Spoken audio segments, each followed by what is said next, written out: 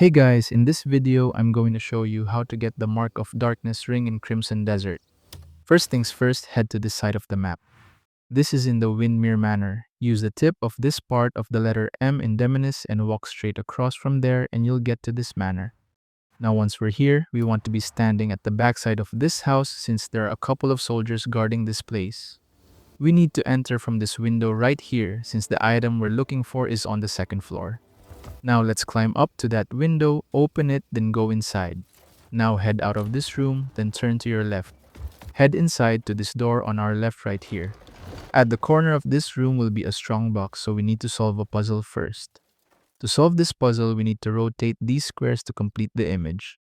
Now rotate the outer squares until the frames of the squares, as you can see right here, are hugging the borders of the outer edge of the puzzle.